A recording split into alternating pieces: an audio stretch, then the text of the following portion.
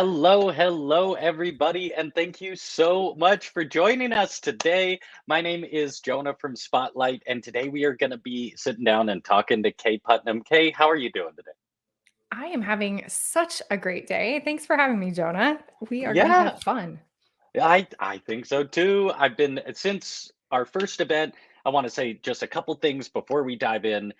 First off, I wanted to call out that we have done a few events in the past with Kay. So go check out our YouTube, go check out the Spotlight page. You can look her up there and see we got into some events where we went really deep into some of more her psychology driven branding and brand archetypes and all of that. We're going to touch on some of that today, but I just want to call those out because those are the reason she's here. I really wanted to talk to her. And there's a lot of information in those more in depth than we might get the opportunity to go into today. So, calling that out. And also for everyone watching, like you're already doing, hop in the comments. Let us know you're here. It's exciting to see people from Canada, all the way from DC, which is funny. I'm in DC right now, but not normally. Milwaukee, all of it. It's so nice to have you all here. Pop in the comments. Let us know you're here. Follow along. If you hear something that you resonate with, throw a thumbs up, a party face, anything. We love it all. We love having you here. And feel free to ask questions. We got a lot to cover today. So we're going to try and answer questions as we go. But if you're watching the replay, which there will be a replay as well available, it'll be on the YouTube or the Spotlight event page and emailed to you as well if you RSVP'd. If you have any questions in the replay as well, pop them in the comments. We'll do our best to come back and answer them. But all that said, I don't want to take up any more time because I want to dive in. And so, Kate, first off, for anyone who may not know who you are, would you give us a little brief introduction? Just tell people who you are, kind of what you do, and where you're at in your journey. hmm Hello, everybody. If we haven't had the pleasure yet, my name is Kaye Putnam. I'm the psychology driven brand strategist. I help entrepreneurs change the world with what they know by helping them figure out who the heck they really are and then how to express that in the world. And I've been in business for over 9 years in this current iteration, over a decade, with if you count all of the different businesses that I've ever owned. And I'm just thrilled to be here. Thank you for having me. Yeah, absolutely. And so the first question I kind of wanted to start off with, because in this whole realm, and we work with so many creators, and although social media is a fantastic tool, one of the things I noticed right off the bat is you are extremely successful using some tactics that aren't based in social media. So, just to Mhm. set the stage, kind of what is your relationship with social media? I know you have it, but you expressed in past events just it kind of being a rocky road with social media itself. This is true. I have a love-hate relationship with social media. I like to say I hate doing the business dishes. I hate Mm, doing any kind of action that you have to do again tomorrow and like you never make progress or like you don't mm, see progress aside from those vanity metrics of how many people are following you. And I also have noticed that I'm the type of entrepreneur and the type of person whose energy is very cyclical. So, like, some days I'm really excited to show up and create. Other days, I just want to like be in my introvert cave and maybe create something that's for my audience, or maybe even just not create at all, like not be mhm. expressive. And on top of that, I'm a mom, so I'm really busy. I have some concerns around, like, yeah, understatement of the year there. So I don't have So like just training every human second. life.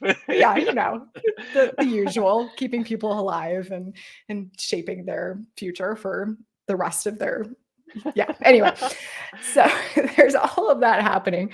Um, I'm a little bit wary about like privacy issues being a mother. Like, I don't necessarily want to publish my entire life for Mhm, my wide audience. So there's a lot of concerns and a lot of negatives, to be honest, for me for social media. So I have built my entire business and a lot of my systems and a lot of my lead generation so that I don't have to show up every day and it continues to work and it continues to grow.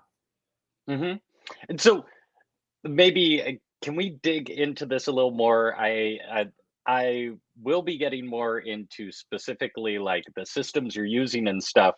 But just to give an idea so people know what level you're at, like, can you give us just some like without asking you to give us your tax information, but like just some rough metrics of like where your business is today, 9 years Mhm. into it, kind of the how many students you're serving, if you can share numbers of just like your success, just Yeah. so we have a sense of what you have built, so we can know as we dig in what that means. Yes, yes, and this wasn't an overnight success. It's truly looked like that proverbial hockey stick, and we're enjoying some really amazing results, especially in the last, like, 3 to 4 years here, and I just finished my taxes, so I Hey, just submitted them right at the last minute here, congrats. so it's all very top of mind, but we've had, I think we're over 1,300 paying students in our Teachable courses. We have worked with hundreds of clients one on one, multiple six figures in terms of team revenue. And I am now at the point where I work with a team of contractors. So we have a team of about 5 contractors that we're working with at any given point and are continuing to grow from here. So it's been Right. amazing. Yeah, Mhm. and I love calling that out because it's so easy to picture in this kind of influencer-based market that, like, individual people are doing all of this, but Yeah. the other thing I love is you've built enough of a business too, and why I wanted you to call it out, you have an economy around you. You're not only Yes. supporting yourself, you're supporting a group of people with these. Yeah. So, Yeah, that's one of my yeah. sorry, I No, wanna no, no, stick a no, pin in please. that because it's Yeah. so important to me. I think that that's one of my reasons, like, my not only do I wanna help other businesses grow, but, like, the more that I can pay other creators to work in their zone of genius, that's one of my main measures of success. So I wanted to say thank you for highlighting that because, yeah, it's so important to me. Yes, and I asked that question so early on because I just want to like set the kind of bar of what's possible before we dive into how it happened. And I really appreciate you called that out in the past, but it's not just how do we get rich. It's like how do we find people around us that we Yeah. love working with and help them build.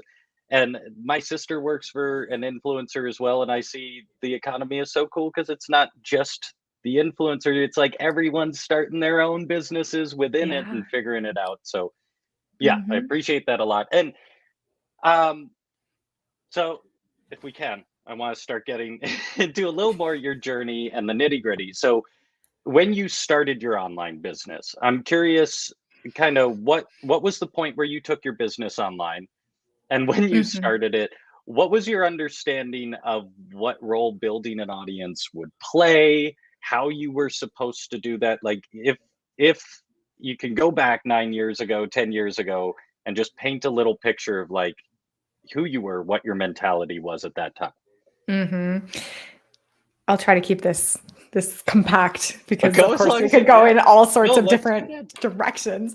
Yeah, so I just had my first child, and my husband at the time, was married, was in the military, which meant that we were going to be moving around every 2 years, and this was right around, like, the 2010 time period, and we were still pulling ourselves out of that 2008 situation. I actually graduated from university or from college in 2008, which was not a fun time to be looking for a job, and I was not anxious to relive that experience every single time that we moved, and I had entrepreneurship experience in the past, so I thankfully went into this business with both the mandate and the intention that I was going to build a location independent, completely online business. So started that when we were living in what I now affectionately call Fort Lost in the Woods, Missouri, which is in the middle of nowhere.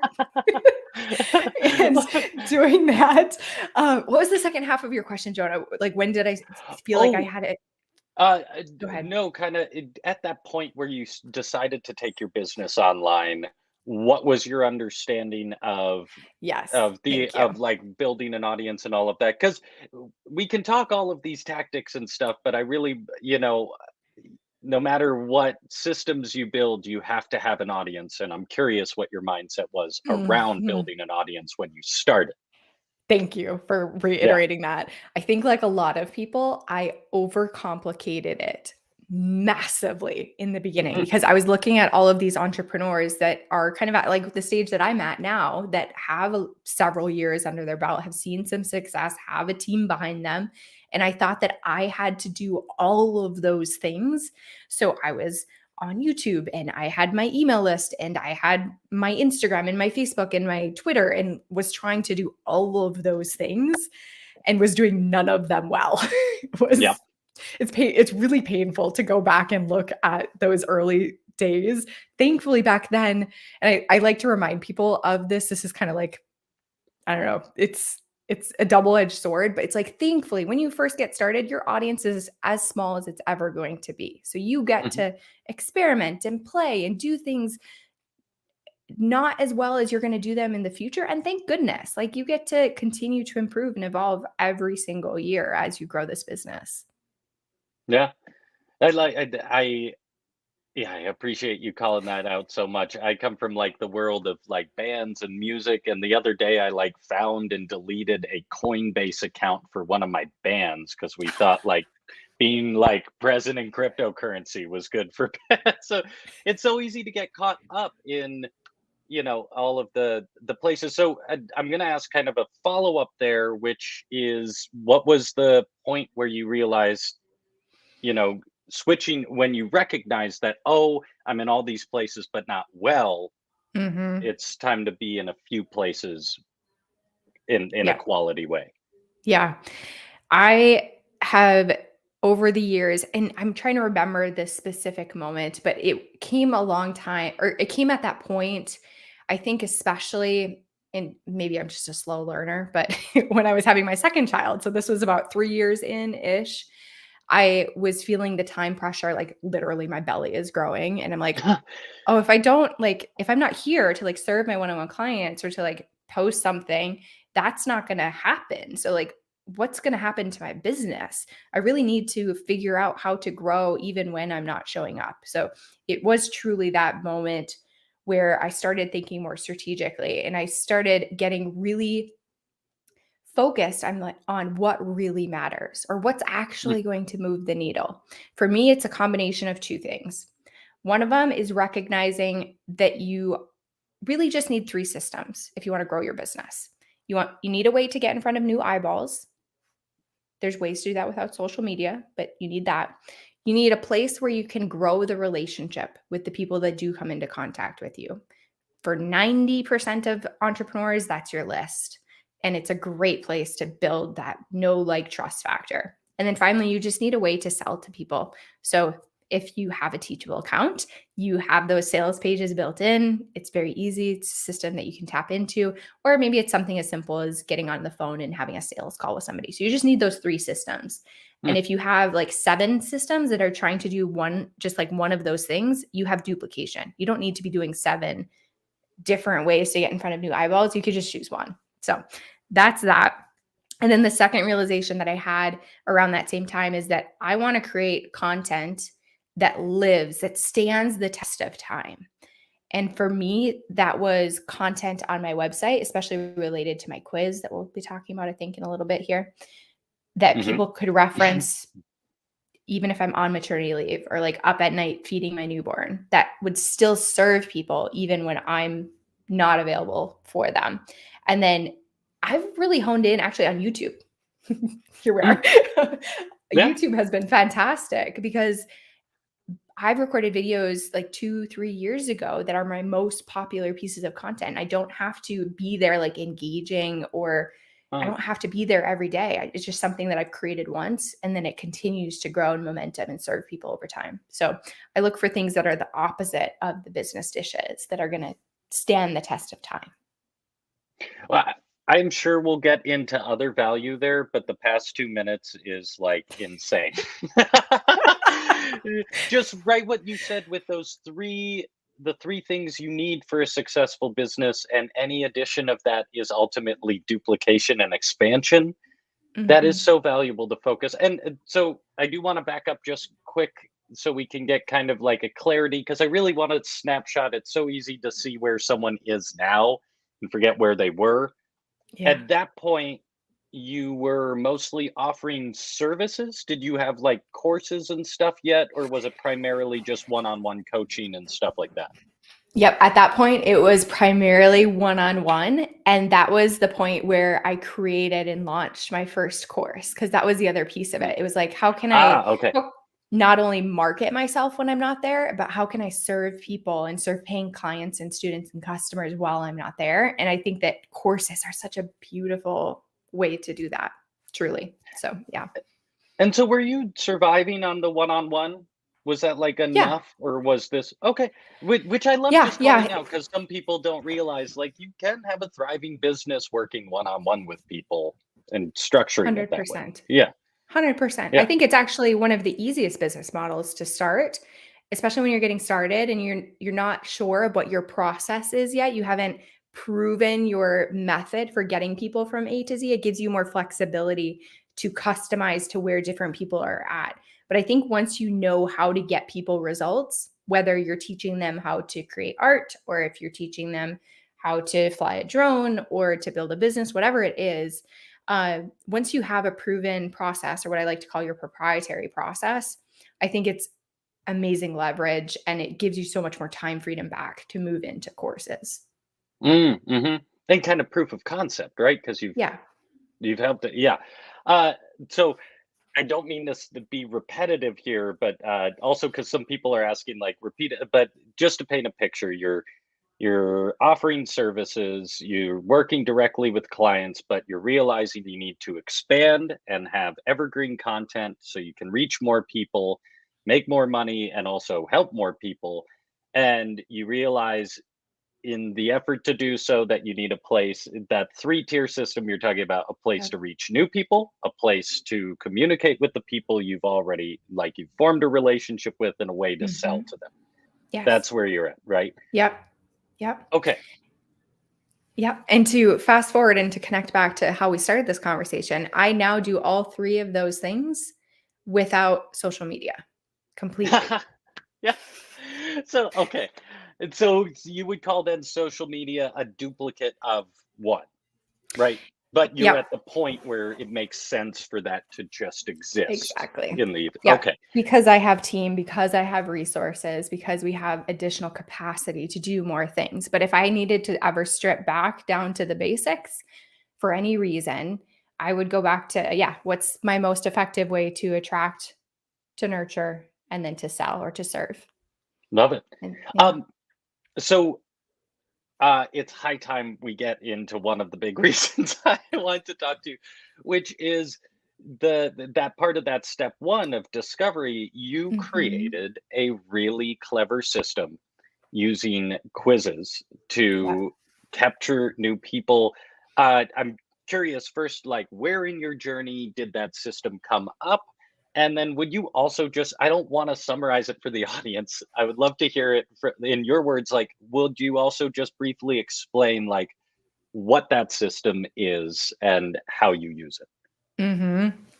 So I set out to create a quiz when I encountered a question that I needed the answer to. So I actually created it for myself, to be honest, at first. And I think that that Hmm. might be a valid route to getting to a quiz topic. It's like what's a kind of like complicated, complex question that either my clients ask me all the time or that I'm trying to figure out for myself. For me, it was that thing that I said in the beginning. It's like, who am I and how am I going to be that in the market?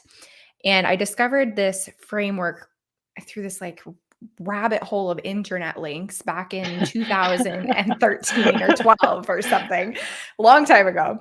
And it was just by complete happenstance that I discovered this framework of brand archetypes or just archetypes in general. Archetypes can be applied to humans, to fictional characters, to brands, all of these different things. And it was this immediate light bulb moment. Like, oh, Mm, this is how you can figure out how to come up with like brand messaging and how to stand out in the market because you're going to be a different archetype and thus have different positioning than other brands, even if you're offering the exact same product or service as somebody else. So, major aha moment. And it became something that was really useful that I use for both myself and my clients. And I built this quiz because I wanted to know the answer to that question. I'm like, what archetype am I? What's showing up most in my business, in Huh. my life? So that's how it came to be. I did not, I couldn't have predicted it, but it to this day is my number one lead generating strategy. So it produces the cheapest leads because we run a lot of ads to the quiz. It's one of our primary methods of getting in front of new eyeballs. Um, and it continues to be the highest converting mechanism for us over everything else that we've tried. So it's been really amazing as a business builder. Yeah. Well, and that is what I think first of the system just kind of blew my mind or just tipped me off is there's a lot of content out there promoting running ads Mhm. with very little thought to what you're running an Yes. ad for other than like, look at me, buy my stuff, you know? And Mhm. so in that early part of running the quizzes, did you immediately think like, "Oh, this is gonna work," or once you did the quiz for your and so I love that because I thought the quizzes came first, but you actually more discovered the brand archetype and then Mhm. built the quiz for yourself, and then was it immediate that you then said, "This is valuable to offer other people," and started testing that? So I knew that I was going to put it live. Like I had that intention at least even when I was building it for myself. I was like, if this is useful for me, it's probably going to be useful for other people. So I at least had that recognition. I did one thing right in the beginning of the quiz, and this is a little bit of an aside, but I think it's just kind of a fun little piece of nostalgia for me. But Yeah. in that like initial epiphany moment that I had where I started connecting all of these successful entrepreneurs to the different archetypes, I actually included them in the examples that presented at the end of the quiz. So like the Ah, hero archetype, I connected specific online entrepreneurs that I knew and I was following too, and so forth for all of the other archetypes. One thing that I did right when I first launched it was I emailed or messaged each of those entrepreneurs. I'm like, hey, I featured you. Like, do you agree with this assessment? Do you resonate with this archetype? This is how I see you, essentially. And then all of a sudden, like in my baby business, I was getting shared out by like Lewis Howes and Ash ah, Amberjay, Chris Brogan, all of these really big names at the time. I was completely like starstruck and terrified that I was just all of a sudden incredibly visible. So I got some really early traction with the quiz. And so a lot of that may have been just like luck and like fun things that all fell into place. So I did realize pretty early that that was going to be a valuable system for me to bring people into my business because right away all of those first people that took the quiz were starting to talk about it and discuss it, and like it was just creating a ton of awareness and language for them that didn't exist before.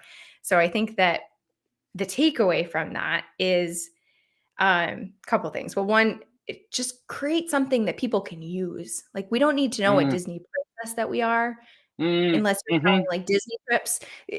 Create something valuable with incredibly valuable information to share. And then once you have kind of that tool, don't be afraid to share it and to continue to share it over the years and in many different ways. Right, that's so well, and I love that maybe it sounds like maybe you stumbled a little upon that, but also, Captain Hindsight is a great learning tool. Yeah. But also the the intention to both create it how do I want to say this?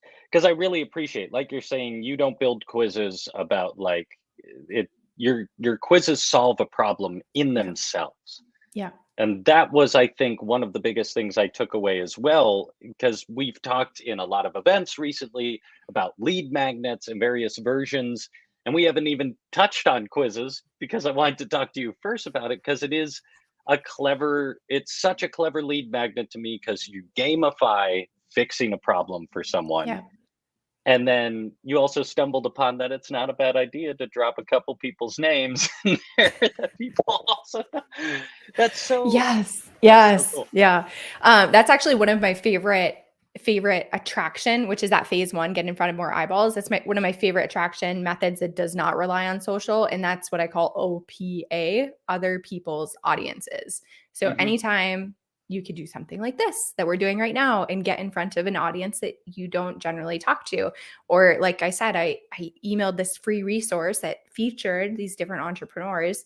I didn't even ask them to share, but they naturally did because I was highlighting their brands in a positive way. So you can find ways to get in front of audiences that already exist without being an online influencer and building your own, million plus following.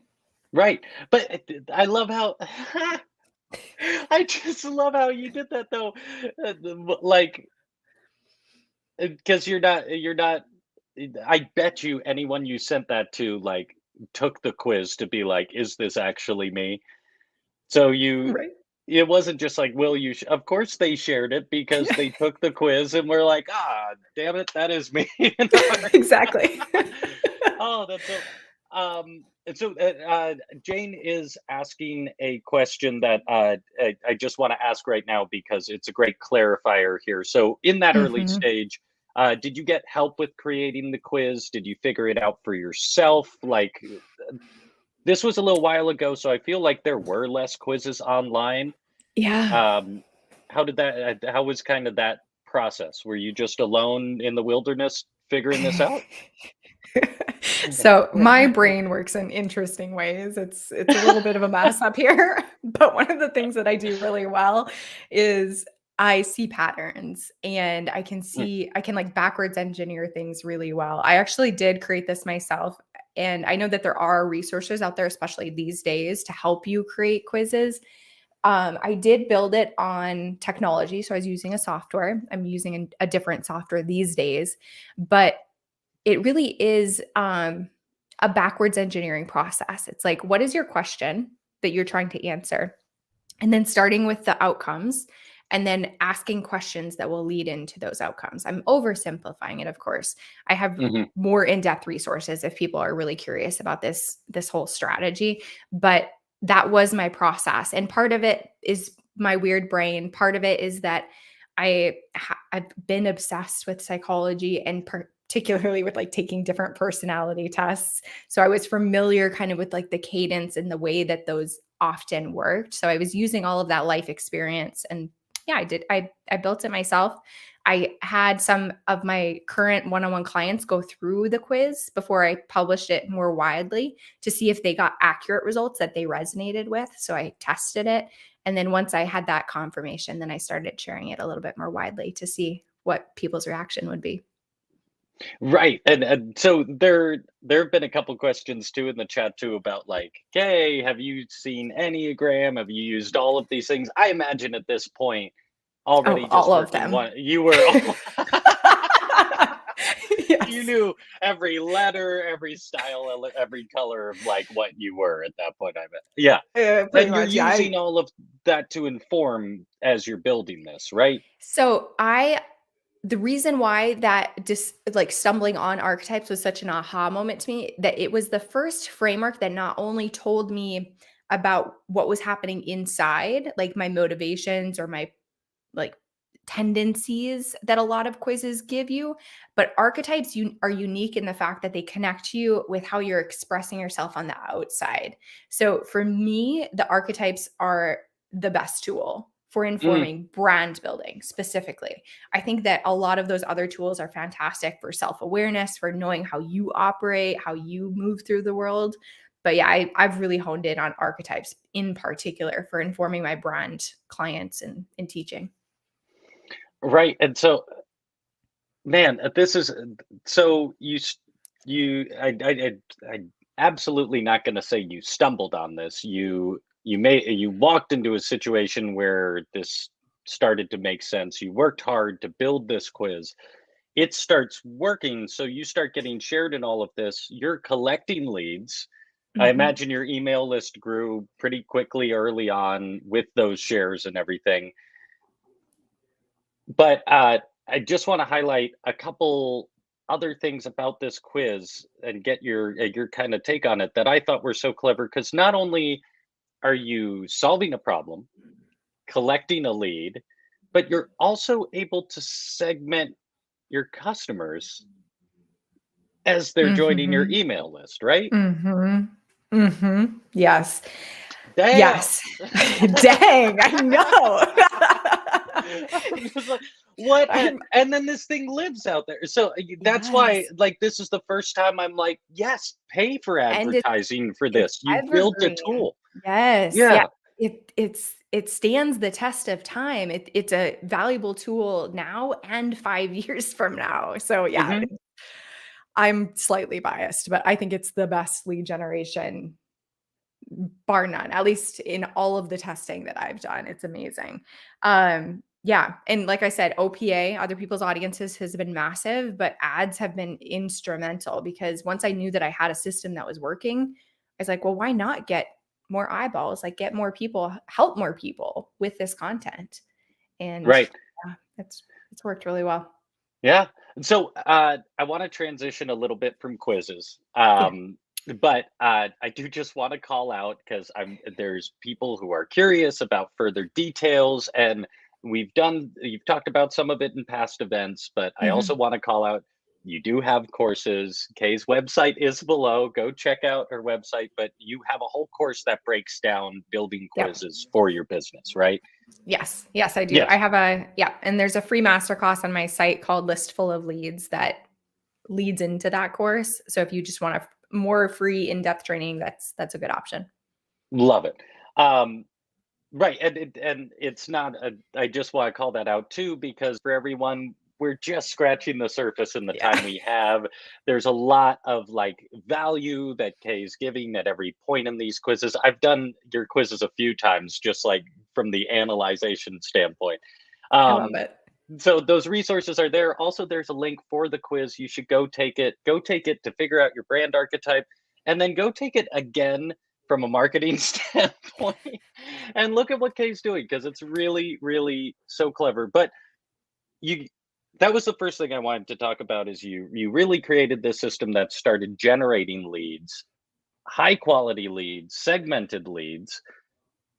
But a lot of what we talked about this week is you can build an email list, but then you also have to nurture it and keep Mhm. people involved and keep people there. And within your funnel, and then people who purchase from you, you have to reward them. So I was hoping you could talk a little bit about like how do you nurture your email list that you have already as a Yep. means to like maintain it so people aren't unsubscribing or leaving. Yes. Yes. So the first thing that we do to lead somebody from casual quiz taker into hopefully a paying student is we have about, I think it's like a 4 or 5 email sequence that starts immediately after the quiz where we deliver valuable content that's specific to the result that they got on the quiz. So we're giving first, we're leading with value, which I think we all need to do. And especially if you're building an online business, you have to demonstrate your willingness to serve and impact before people will trust you. It's kind of like that old saying, like to prove that you're interesting, like be interested in other people. And butchering it, apologies, but you get the sense here. Yeah. Yep. So from that email sequence, then we move into the third phase that I mentioned earlier, which is the sales phase. And what we have found to work best there has been paid masterclasses, webinars. Mm, The reason why I like these is because I'm selling courses. So if somebody takes a free class from me, they get to see how I teach, how I think, how I break things down, how I give examples, all of those good things. And then I can invite the ones who are ready to go deeper into that topic to the paid version.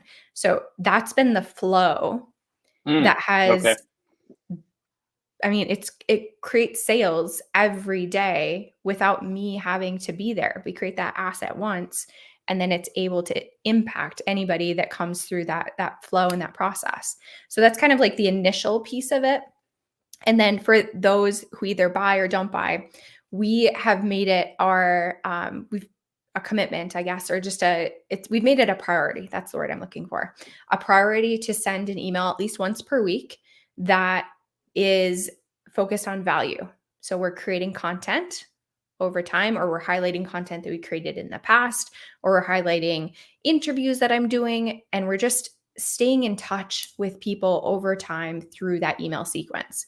And one thing that I've done there, which is, I will admit, it sounds a little crazy and it sounds very overwhelming to somebody who's just getting started. So know that this has been built over time. But I actually, right now in this moment, we have our email like nurture sequence after somebody takes the quiz and they get that initial invitation, then they go into our main list. There's actually 50 emails that are set up that Wow. no matter when somebody comes into my orbit, they're still going to get that same amazing content, or dripped out over the course of a year, and I don't have to think about it. Like every once in a while I have to return to those emails, make sure they're up to date and like the highest quality as I continue to evolve and grow myself, but it it works without me being there, or even Right. without creating content every single week. Right. And so right off the bat, you're nurturing anyone who comes into your email list Yeah. to really build that relationship, which can Yeah. be automated, doesn't have to be. I think still, if you're new to email marketing, you picture sitting there and sending Yeah. every email. And it can be that simple. Yeah. It Yeah. doesn't, yeah, it doesn't have to be this behemoth of a thing. It's something that grew over time. But yeah, Right. yeah. And to serve the audience you had appropriately, right? Yep. And I love, real quick, I want to call out Lisa was I saying, saw that so, one. yeah, how is this? And I got to call it out because, yeah, I Lisa, love you're it. like calling us out. Lisa was Such a saying, good question. yeah, so how is this growing your audience without social media? Aren't you paid ads on social media? Lisa, first off, I'll readily admit that for marketing purposes, we clickbait a little bit the titles of our videos. So like part of that is like us trying to get you involved. But I wanted to talk to Kay specifically because this does not involve her in front of a camera on Instagram, worried about showing up in that space every day. Yeah. That's Yeah. that's how I view it, and part of like why we titled it this way and why we wanted to talk to you is because yes, it's there, but you're not like subject to that audience. Kay, I would love to Yes. hear your take on No, answer I'm the question so too. glad that Lisa Yeah. asked this question, because I was thinking about it coming into this interview, this conversation that we were about to have. I'm like, well, how do you define social media really? Like, is YouTube social media? Because YouTube doesn't require me to like be there, but it's a platform where I publish content on. So I don't know if that counts as social media or not, because we are doing that and it's a core part of our strategy. To me, the social media that is draining and that I am trying to avoid is the one that requires me to, I don't, wherever my phone is, I think, oh yeah, like just to be like sitting like this every single day of every week. Like I don't want to be glued to my screen and having to share every moment of my life. I chose to run ads, which do show up on social media platforms, but I don't have to grow an audience. I just get access to that audience. And there are ways to do it 100% without social media. And that's that OPA strategy that I talked about earlier. So you can show up, I guess, I mean, it depends on where that influencer has an audience, I guess, if we're going to split hairs here. So like Right. if we're showing up on somebody else's Instagram, are we doing social media? I'm not sure where we're going to draw that line. But my intent and purpose is to not be chained to showing up every single day on a platform, or to create content every single day. To me, that's the draining aspect of social media. Plus that privacy stuff that I talked about earlier. I don't want to have to show every aspect of my life to grow my business. Hmm. But I am willing to tap into the audiences that exist here. I'm just not as concerned with building my own audience. Right. Well, and another big reason I found this so valuable is email is one of the few things you own. Yeah. You own that email list. Yep. So that was the big, for me, one of the big like reasons to want to dive into this is it's like, yeah, even though you're marketing on social media and all of this, like the end game is not those vanity metrics, like you said. Mhm. It's individual people who you can directly contact. Yeah. But Lisa, thank you. I love Yeah.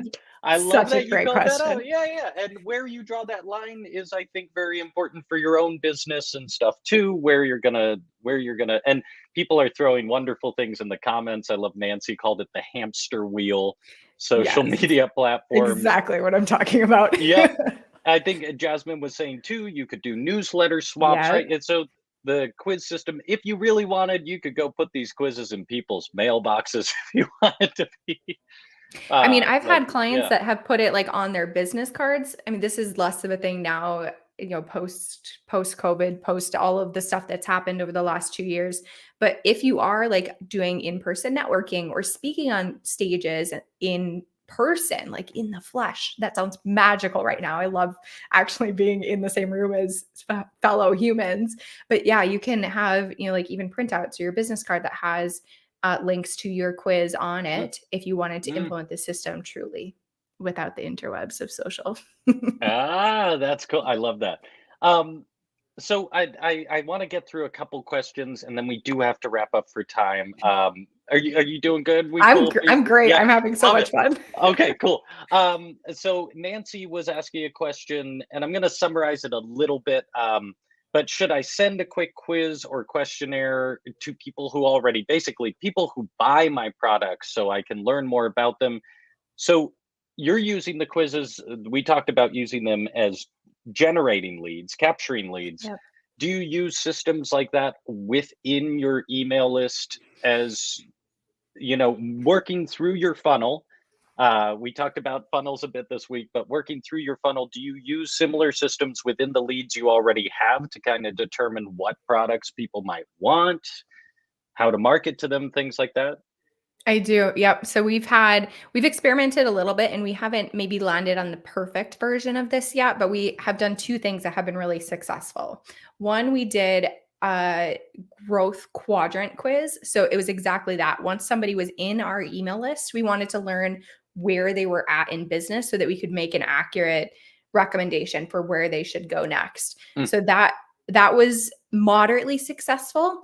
And then we have had even more success with putting quizzes at the end of introductory course. So we have a course that at just this moment in time is like Ah, $97 as a start. And then at the end of it, they take a brand future assessment where it's much more detailed. And then based on where they land in different buckets, different outcomes, we then send them to a follow-up product or a follow-up recommendation that makes perfect sense for where they're at in their business. So we've played around with that and there's different ways to use it at different stages for sure. cool. Well, and Raymond, Susan Inspired Art, there's a few people who are asking kind of like how you segment and make this stuff work. Raymond was asking, like, do you put people in cohorts based on beginner, intermediate, or advanced? We don't have the time to go into exactly how your whole email funnel works, but it it sounds like you're doing work with your quizzes and your lead generation and capture to already segment people. Then within your initial sequences and workflows, you're segmenting as well. Yeah. So it, years into it, call that out again, Yes. right? After much Yes. trial and error, you have many points within the system where you're putting people into containers so you can properly serve and nurture them, right? Yep. Yep. Exactly. Exactly. There's many ways to do this. Like you can do it based on tags in your email marketing system. We do that quite a bit too. So, like, kind of early in that 50 email long sequence, we'll ask somebody if they identify with, are they in the beginning stages of business or are they scaling their business? And based on which link they click, we Mm, send them to a different YouTube playlist with curated content.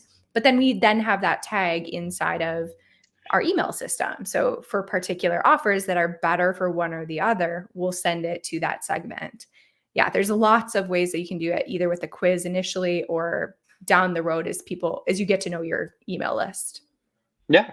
So, do you have any resources that you've created or recommendations of other creators about that email list, like the back end organization? Because I know we get a lot of Mm. questions. It's easy to tell people to go just build an email list and start segmenting, but it takes a lot of trial and error to get. Do you think there are copy and paste methods? Like any advice for someone kind of may I wouldn't say starting out, but you have a bit of an email list, how to build those systems so you're better segmenting? That is such a great question, and I don't know of anybody. I mean, I feel like that's such a open space in the market right now. I will say if you're getting started, I wouldn't worry about segmenting Mm, and treating your list differently. I think that gets too complicated, particularly in the beginning. I would focus more on making sure you get the right people on your list. So building a lead magnet, whether that's a quiz or something else that speaks to your potential client very specifically and isn't too broad, so that everybody that gets on your email list has at least passed through that kind of like check or that mm, filter. If they're interested in the lead magnet, they're potentially a good fit to be on your email list. And then if they're not, they'll unsubscribe. There's like this self right, segmentation that can happen. The right. more unapologetically you that you are and sending those messages, people will naturally either stick around or they'll unsubscribe. And that's fantastic. So I think that can naturally happen when you're getting started. And I'm definitely going to keep an eye out to, because I don't know anybody that specializes in that. I think that would be such a cool niche. Well, and it's one of the reasons I ask is I am suspicious that it's very audience and there may not be templates that like actually That there could might be be. ways to get started, but that don't. But anyway, you We want to do digress. it?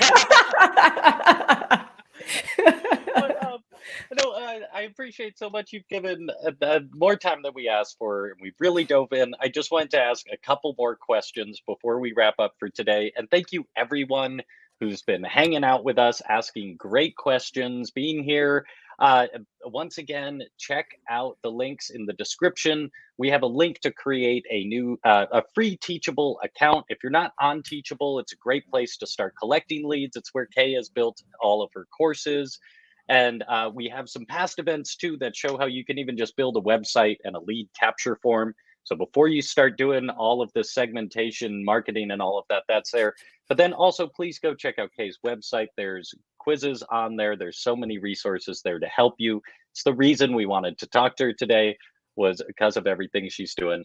Um, but Kay, what is your number one piece of advice for someone starting out? So they have an idea, they know the problem they want to solve, but building an audience. Mm. What's next? Build or create content or assets that endure instead of single anything would be my Mm, advice. Build something that you can continue to use over time instead of posting something that's going to disappear tomorrow. mm, I don't, yeah. yeah, Hmm. love it. Yeah, Yep. yeah. Yep. Uh, Boom. last question. Boom, yeah, nailed it. um, last question. What brand archetype are you? Mm. I typically recommend that my clients seek out two. It gives you enough uniqueness that you can feel like you're being fully yourself without trying to be everything to everyone. So I am two archetypes. I am the sage, which is the teacher, Hmm. and I am the magician, which is all about change and transformation. And if you remember, which you won't, but let me just remind you, right when I was introducing myself, right when I was introducing myself, my tagline was I help entrepreneurs change the world, which is magician, with what they know, which is sage. So you can Mm. literally embed your archetypes into everything that you're doing once you know what they are. Ah, I love it. Thank you for making that call out. I love the tip of the hat when we're actually utilizing the brand tools that we're promoting. So I appreciate that. Kay, thank you so much. It's been such a delight talking to you. It's also been so nice just to chat about this stuff, learn a little more about your history, how you came about it. If people want to reach out, work with you, learn more about you, where's the best place to do so? I know we've been talking Yes. about email lists, but It is on that email list. yeah. I would absolutely start with the quiz on my website. So if you go to Mhm. kputnam.com/quiz, that's a fantastic place to get started.